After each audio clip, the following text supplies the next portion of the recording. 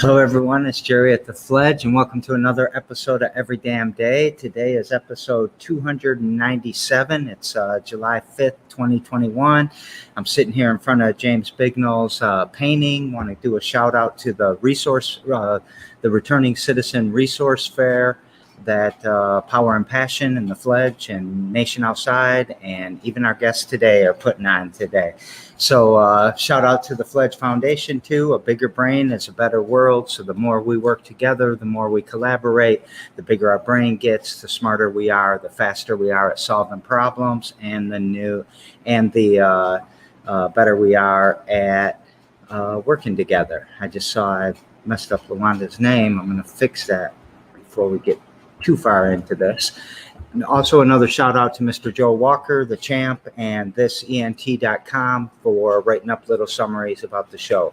I think you should write this one up next, my man, because we've got Miss Lawanda today. How are you? I'm fine. How are you? It's hot outside, isn't it? It's very hot outside. You're standing on top of fryers all day too, right? Yes, fryers and a grill, and it is very warm. It is. So let's jump into you. Tell us about you, like where you were born and raised, where you went to school, anything you want to talk about. Okay, well, I was born in Chicago, Illinois, and I was raised between Chicago and Flint, Michigan. I became incarcerated at 17 from Flint, Michigan, in which I lived for 35 years at Ypsilanti state prison in Michigan. And I've been home for about a year. And I'm working on the Chow Hall, trying to get it up and operational. So let's, I know we want to talk a lot about returning citizens and how we can help. Absolutely. But let's talk about the Chow Hall for just a little bit, though. Okay. Tell us about that. Tell us the story, if you would.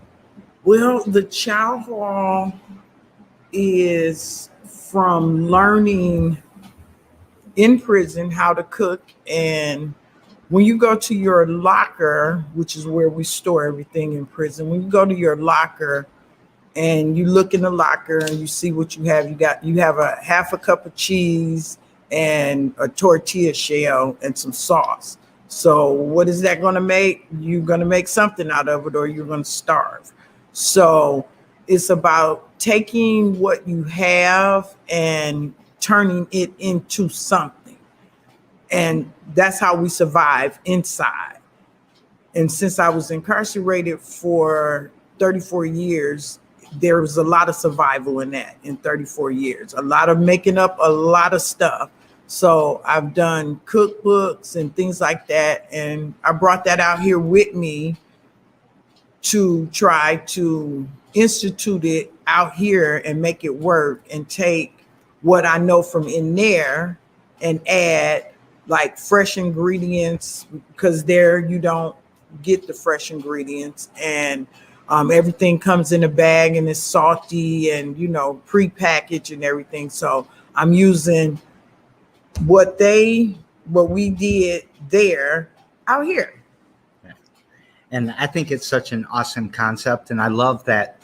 I can't exactly remember exactly how you said it, but the theme of taking what you have and making what you work. can. Yes. Playing that card you're dealt, right? Yes, you have to make it work.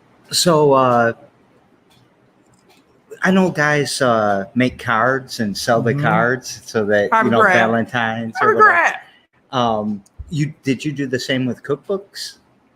Yeah, actually, I did. But the first time that I made the cookbook, I made it for the compound for the institution, and I gave it away. So during the Christmas holiday, I made like maybe 900 cookbooks and gave them away. And that was like the start of keeping all of the recipes and things that we make, because one thing about prison is everything's changing.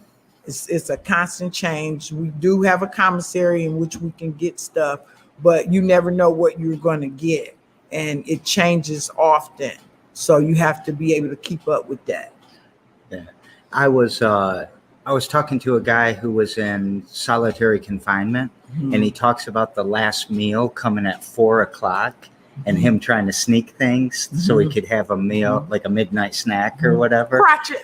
What's it? Crotchet. Crotchet. You just take a little something, put it crotchet. Yeah, crotchet. Take it on out there. So so the commissary fills that gap for people that aren't in solitary confinement at some level, right? If you can afford. I mean, because the commissary, they're allowed like approximately 100, 120 or something to shop. Everybody can't afford. So $120, to shop every 2 weeks, actually that's a lot of money but you have to be mindful that you're purchasing all of your needs, and everyone doesn't always have those needs. You can't, some people rely on their work pay, which is the pay that the state gives you, and it's between $12 and $24 a month. So you never know.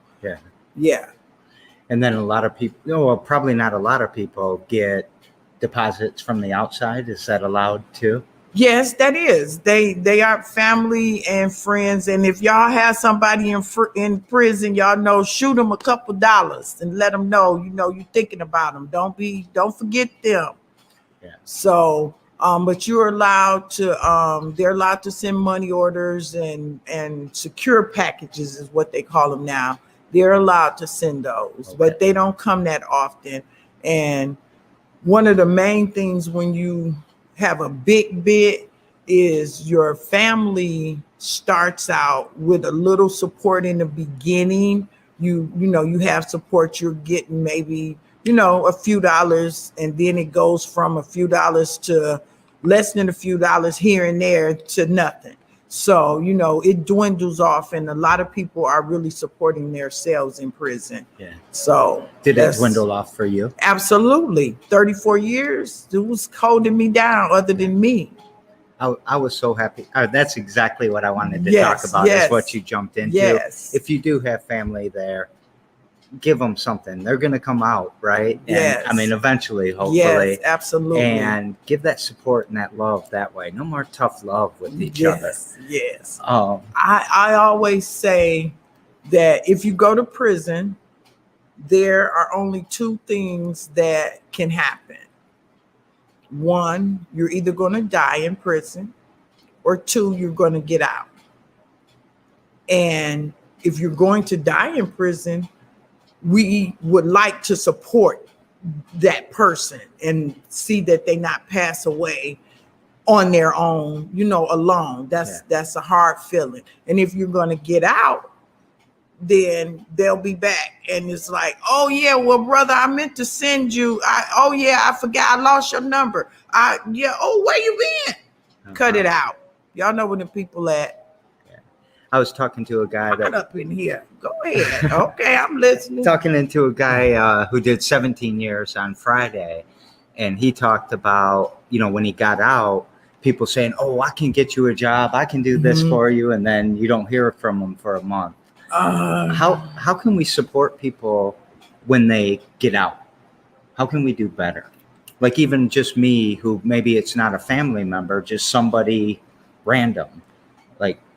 Well, first of all, don't make promises that I'm not going to say that you can't keep, because sometimes you have intention, but the path to hell is paved with good intention. So we not going to talk about that. What they need when they're returning is support and honesty. And whatever it is you can do that. Just do that. Don't make a whole bunch of promises about what you will do, what you can do. Just do what you can do. And every little bit helps. It sounds like small and simple baby steps. Yes, absolutely. Are a lot better than grand visions that just end up disappointing. Yes, absolutely. So when you got out, what did people trust you, or did you trust people? What was trust like when you got out? Oh, okay. You're going all deep, all off into that. Well, this is my opinion that people incarcerated, we have issues. Anybody that's been incarcerated, everybody suffers through different things. So we all have issues. And actually, trust is one of my issues, because people will say, oh, I got you on this, I got you on that. And it never comes to be what it's supposed to be.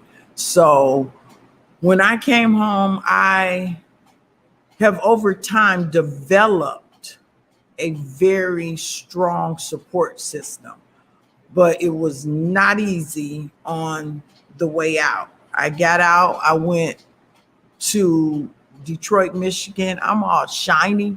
I went to Detroit, Michigan, and I had never been to Detroit. I couldn't find housing. No one would rent to me because I didn't have any type of history. I had no identification, no credit history, no job history. I had absolutely nothing. So I couldn't find any place to live. So they found some place for me to live in Ypsilanti, and I moved there. And things have been a lot better. I've been moving forward. But the main thing is we all have to trust someone. You're gonna have to trust someone, because I was like, I'm not going back to no Ypsilanti, because that's where the women's prison is at. I was there for 34 years. I don't want to go back no Ypsilanti. I ain't going back. We can't. I'm going up north somewhere. I'm not going no Ypsilanti. But I went to Ypsilanti, and that was most definitely the best move for me. And actually, in that move, it helped me to more so listen to, spiritually to my God, that he's ordering my steps and he's going to make sure I get to where I need to be. So I try to step back. Sometimes I'm like, hey, I won't do that. I ain't feeling that. And he's like, I got you. Just, let me. You want to tell us about the group you're working with for starting your food truck? Actually, it's a collaboration. So that's all I do. Yeah, that's all I do now is collaborations, because we all need to support each other. But one of my main ones is Youth Justice Fund. Hey, they're my people. So Youth Justice Fund, and they are a nonprofit organization based in Ypsilanti. And they work with juvenile offenders. So, and they're my babies. I love Youth Justice Fund. And then we have A Brighter Way, and it's headed with Cosine Welch. And they also help returning citizens when they come back, with guidance and everything. Cosine, that's my boo. So that's my bro. And so then there is Natalie Holbrook and Demetrius Titus at I don't never get this right, and I work there, and I never ever get this right. The farm? No, it's not the farm. We ain't got to the farm yet. Leave the farm alone. We're gonna skip Natalie, and it's the Quakers. Oh my God, I know this. I work there. Yeah, we'll go back to that, because I got you, Natalie, as soon as I remember it. But then I am an intern at a farm, We the People Opportunity Farm. All these things are based in Ypsilanti, except for Natalie's place, whose name I can't think of. Don't kill me, Natalie. But that is a national organization. So those are them my people. All right. Yeah. And would you mind telling us what you're making today and why? Today? Yeah. Well, today on the Chow Hall's menu, we have a lunch that offers a chicken and bacon sandwich. Of course, you can have the bacon removed, or you can get the soy or the chicken. What is that? Like the vegetarian. The vegetarian, yeah, because y'all know I eat meat. So you can get the little vegetarian try. I ain't mad at y'all though. Don't think I'm mad. So yeah, you can get the vegetarian sandwich and 2 potato balls with the fudge and a drink. And the sandwich, the way it came to be is because in prison for a period of time, we were not allowed bread because bread has yeast in it and we make hooch. And if y'all don't know what hooch is alcohol. It's fermented. And we be making up the hooch. So outside of the kitchen, they don't allow you bread. So we still wanted sandwiches. So we came up with something to substitute for the bread, which is the ramen noodle. So we use the ramen noodle to make the bread. Okay. So it's noodle bread. It's and it's good. I had it yesterday. Thank you very much. I'll tell you, the fried potatoes are the best. Yes, them potato balls, because in prison, we don't get anything fresh. So you take the chips and the mashed potatoes and you make it do what it do. You convert the chips back into the potatoes and make the potato balls. Yeah. So that's what we do. I think this is fascinating and inspirational. I've had the pleasure of hanging out with you for the last 3 days, and I love it. I love having you here because you've got such a great vibe about you. Thank you very much. And I just feel good around you. Like I think you said you felt immediately welcome. Yes, absolutely in this space. And I felt immediately inspired by you. Well, thank you. I appreciate I trust you. Yes, I'll tell you that. Make sure, because well, you've been feeding a lot of people this weekend. Yes, absolutely. And and that's important. It's important. I'm learning a lot because I like to learn wherever I go. So I'm learning a lot, and I'm checking out things around me and the other booths and things that they have going on out there. And it's a good vibe here. That's my Piscean nature. I pick up on that. Yeah, I got it. Did you ever look at the fish? Yes, the koi. I seen them fish over there. That's my fish. Y'all know that's my koi. Pisces. So what's your mission? What you trying to do for returning citizens? Well, the main goal of the truck is not simply an entrepreneur endeavor. It is to, one, be able to employ returning citizens and institute a program that is partnered with other nonprofit organizations for the things that we need when we're returning, so that at the end of the program, we'll be able to franchise and move on, and each one teach one, so we can be able to continue this and carry on. I love it. Each one teach one. That'll definitely be one of the tags. Yes, today. I believe I got that from Tupac, but I heard Oprah say it too. But I think Oprah said it after I started saying it, so I don't know. Yeah, Oprah got it from you. You got it from Tupac. Yes. So, I think that's how that went. What's something you do every damn day to push your mission forward?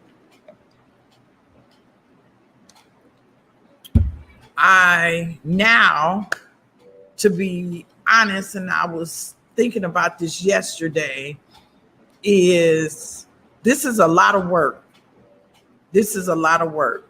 And with the support that I have, I could just get a job and make my money and go ahead on about my business, live my life.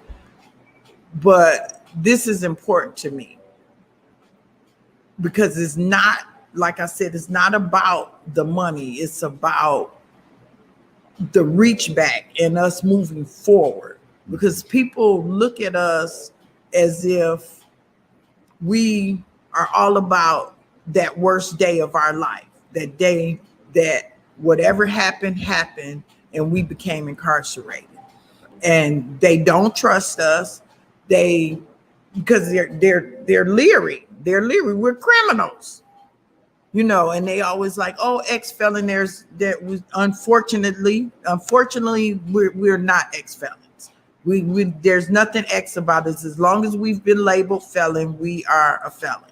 And we need to move past that. And that's my whole thing, is trying to put out there that we're more than that.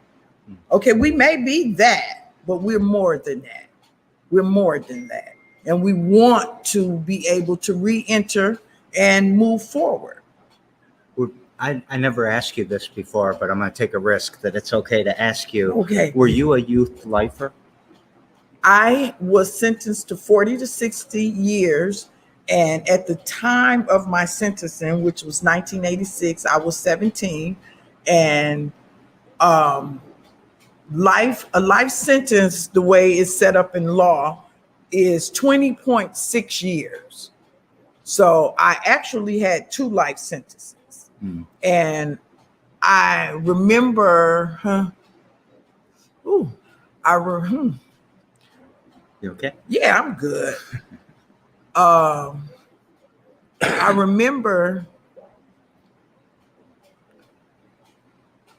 that the judge said, I'm not going to give you life because you will get out too soon. And so he gave me what was equivalent to 2 life sentences. And does that answer your question? It does. Okay. All right. Because I want to do a little bit of a follow-on. Okay. Is it okay? Yes. So while you were in, the Supreme Court said we cannot sentence the youth to life. We've got to basically release them. And Absolutely. so you were kind of caught in this gray area. Always right? in the gray area. But you're 17. Yes. That's pretty young. Yes. I mean, I'm sure when you were 17, you were pretty tough and you were hard and you were, didn't think you were still a child. But we shouldn't be sentencing a child because I was. And people try to say that juvenile offenders use that as an excuse. And I mean, you of course don't have to take my word for it, but I've lived it, I've experienced it. And it's just like you said, at 17, you could not have told me I was not grown. And I was living the life. I was out there. However, after looking back, I was not. I was a child. I was trying to make decisions that only adults need to make. I had no idea. I was not fully developed. And they're putting children in prison 15. I was 17. And you couldn't have told me I wasn't grown and I didn't know it all. I knew how this was going to all play out, and it did not, because I shouldn't have been making decisions, like that. I was not grown and my mind wasn't developed. And so you have a 14, 15-year-old. I know you can't possibly think that baby is grown. Right. You can't. I don't care what it is they did. They wasn't thinking right. So it's a space, you to try to get them before, they get that. But once it has happened, they need the support that they need in order to come from up under that. Because, we have issues. Is this why you're so passionate about the Youth Justice Fund? Absolutely, because we make mistakes. My passion is really for the returning citizen, because they're my people now. I mean, okay, they are. You like that name, the Nation Outside? Yes. I'm a part of that. I am a member of the Nation Outside, and the returning citizens. And I hate, when we be doing all kind of old weird, crazy stuff, and I'm like, oh Lord, they look, they looking at us, and here y'all go want to act up. But I know I've met some wonderful, fabulous people in prison. And I'm one of those wonderful, fabulous people. I know how I feel about me. So I just like to love on my people. I just want us to do right. And I want us to be given the opportunity to do right and, move forward. Our yard is filled with wonderful people. Yes, and at least half of them are returning citizens. We need to be trying to get back to them. All right, we're going to get back to them. Okay. So, go with your question. I know you was finna have a question. Now, come on with that question. Don't cut off. I was just saying there's a bunch of wonderful people out there, right? Okay. All right. Yeah. Don't be cutting it off. It's hot in here, though. She's a little boss. Just a little. I am a boss. Just a little bit. But you're keeping the ship tight. Yes, All weekend, absolutely. You've been keeping the ship tight. Yes, I'm enjoying this. I want to get out of this hot building. All right, we're going to get there. It's hot up in here. So I daisy-chained these shows together. Okay. Yesterday on the show was Tamakaya. You saw her. Yes, she was the MC like yesterday. And her question to you is, what are your goals to help the community? And I think you've kind of really stated that already. But is there something, do you want to employ 10 returning citizens by the end of next year? Do you want to have a food truck that by the end of this year? Ann Arbor Spark, by the way, if you're listening, we're coming at you for some money. Actually, my goal is really not with the returning citizen or the truck. It's all together, but it's to be able to get some people that already have established businesses to be able to work with the Chow Hall. Ah, nice. Yes, most definitely, because we're going to need, I want it to be communicative.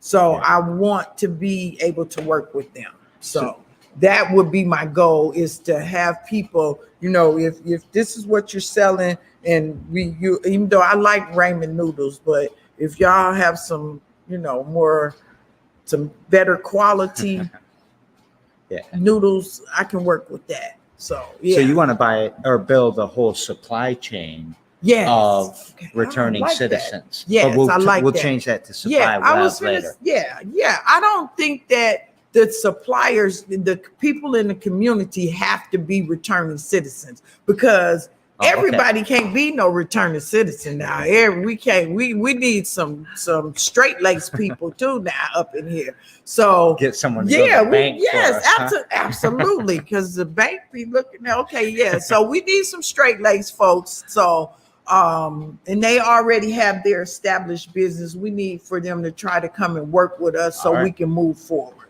together. Right. That's good to know. Yes. So connections to different people that can help work with you and all of that. So that would be my goal. I forgot to look who my guest is tomorrow. Okay. Let's look at it real quick. Okay. Because if I don't know that, I can't put it in the context. 1 second. So my guest tomorrow, is Kathy Dunbar, and Kathy Dunbar is running for mayor of Lansing. So she's coming on tomorrow. Okay. And what question would you like me to pass to Kathy? I would like to know her outlook on returning citizens. Yeah, I like that. Yes. And I always reverse this question. Okay. To my guest, but you've already answered that question. Yes. It's very clear it's your people. Yes. So if you don't mind, I'm going to twist it just a little bit. What's your outlook on the community that you came into coming out of prison? Because as you might, have some things that you have to do for us, right? You got to pay this debt and you got to be on probation or parole or whatever. But we also have to contribute to that to make it easier for you. What's been your outlook on us? If you gave us an A through an E, what would our grade be at accepting and forgiving and doing the things that decent people should do? Well, First of all, I am truly blessed. So my immediate support circle, they get an A off the top. They've been holding me down. And secondly, if it's the outreach is a little further, it's gonna have to be a B, because I've only got, a few hiccups here and there, but for the most part, everyone has been, welcoming and supportive, and most definitely helpful. So, I get a few every now and then with their issues. So, yeah, most definitely a B. All right. Yes, Thank absolutely. You. So I'm gonna try to bring that up to an A. I'm gonna try to help. Okay.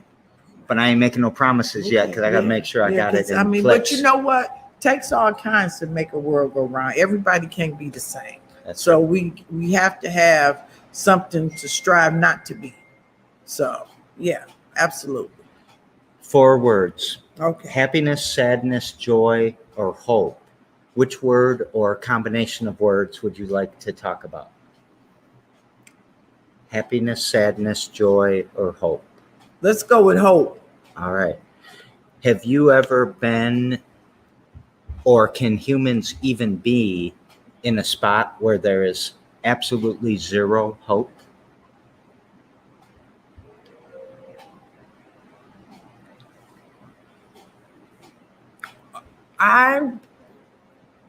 I could be wrong, just educationally, or what do they call it? Politically, but I feel hope is a emotion. And so you can be in a space where you feel, it's a feeling, you feel like there is no hope. Yeah. However, as long as you're still standing, it's hope. And that is one thing that I always used to say on the inside, is that is what gets you through. Because I hope tomorrow is going to be better than today. I hope that someone's going to shoot me a letter, send me a couple dollars. I hope that this letter I've been waiting on from the courts is coming through. Everything is hope. Everything is hope. And you don't want to miss out, because I hope it happens tomorrow. So hope is what keeps people alive, period. What gives you hope?